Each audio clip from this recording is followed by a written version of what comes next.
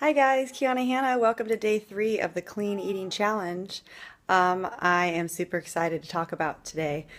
So if you don't know, I used to be a health teacher, a high school health teacher, and I am not a nutritionist by any means, but I really do have a passion for nutrition. So I feel like I'm able to share with you guys what I have learned over the last years and just tips that have helped me.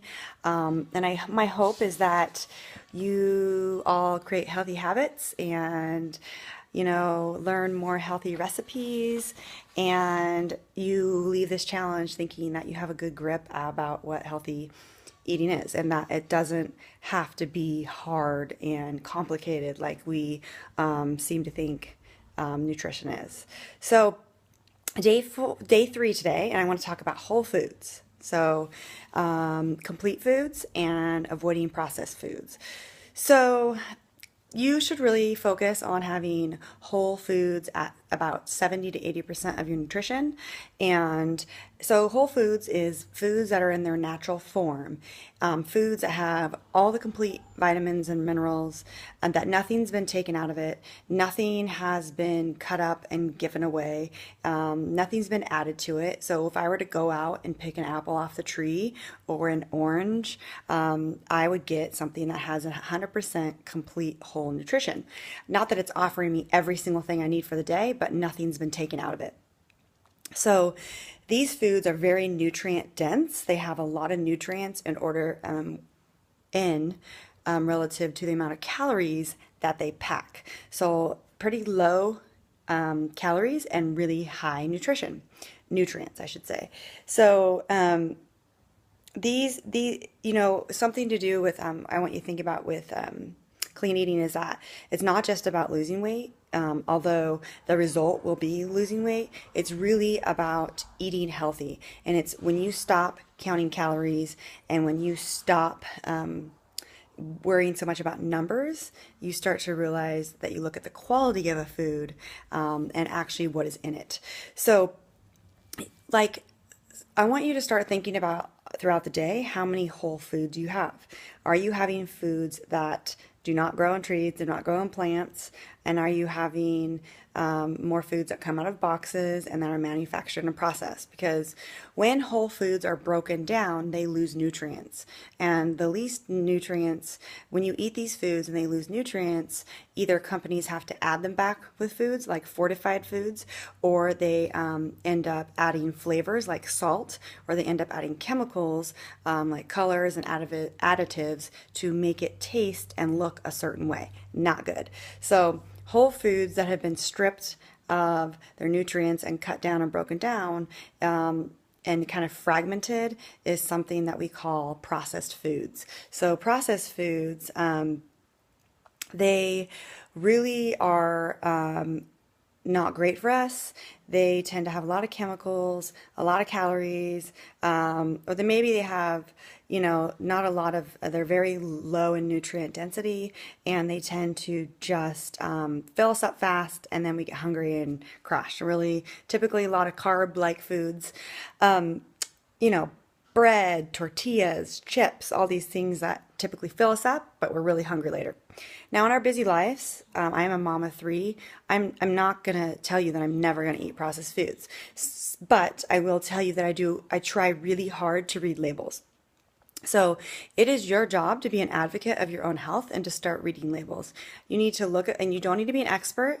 All I want you to think about is to start looking at ingredients and to see a couple things. One, can you pronounce the foods? Because if you can pronounce the ingredients, that's good. You would more likely eat them.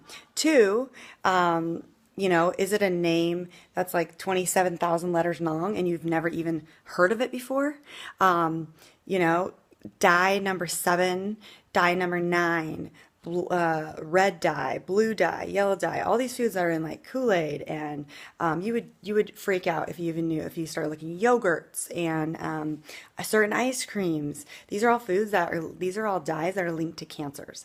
So it's really important that you read your labels and what's in them, and you search for minimally processed foods. So my theory of minimally processed foods is 5 ingredients or less. So, yes, you can find those foods, and yes, it's very, very important that you do, because the more process and crap that you put into your body literally has to work super hard to try to get rid of it, either through their kidneys or their liver. And we are having a problem called fatty liver disease in this country because we eat too much fat and our body cannot process it, and our liver are overworking to detox certain parts of our blood. And that's a whole nother video. But what I want to just give you some tips are this, is that you may not want to make spaghetti sauce from scratch, for example. That's one of my things that I do and that I like to do, or chili from scratch. But it's really easy to look for foods like a base. Like if you look for spaghetti sauce, you can get a sauce that just has maybe, I used to not look at the labels. And then when I went to go back and get my normal brand, there was like 17 ingredients and red dye in my spaghetti sauce. I don't want to feed my kids that. So you can find brands that have 4 or 5 ingredients. That's literally tomato sauce, basil, salt, pepper, and oregano. And that's the kind of things that you want to do. And then mix your turkey and whatever you want into your sauce. Same thing with yogurts. You want to look plain yogurts, okay? And the last Greek yogurt is the best for you healthy wise. It has more protein, but plain, and then add your fruit in. But if you're looking at certain yogurts, you'll notice that the first ingredient listed is sugar. And again, whatever's listed first is the most. So you're not only looking at what's in these foods that I'm buying, but what's listed first. And that's a whole nother category, sugar, I'm going to do a video on. But I really believe that it's listed from most to least. So if you're buying cereal and the number one thing is sugar, that's probably not a food that is minimally processed. That is, if you look at a lot of cereals, big name box brands, there's tons and tons of sugar. Oh my goodness, in the food. So anyhow, now I'm rambling because like I said, I'm passionate about this, but you want to look for today, as you're eating your foods, I want you to look at your list and just kind of see how many foods am I eating that are in their natural state, okay? How many foods are processed and packaged and chemicals? And the more whole foods you eat and add to your diet, the healthier and clean eating you are going to be. And it's going to be for you and your family. So minimally processed, less than 5 ingredients. Try to recognize the label, recognize the ingredients, and let me see, I think that is it. And I hope you guys learned something today and you start shopping for foods that are healthy for your families, because you need to be an advocate and you need to be the leader of your family, and you need to teach them how to eat healthy. Kids are not going to just come up to you and say, hey mom, hey dad, let's make a salad together, if you've never made a salad with them.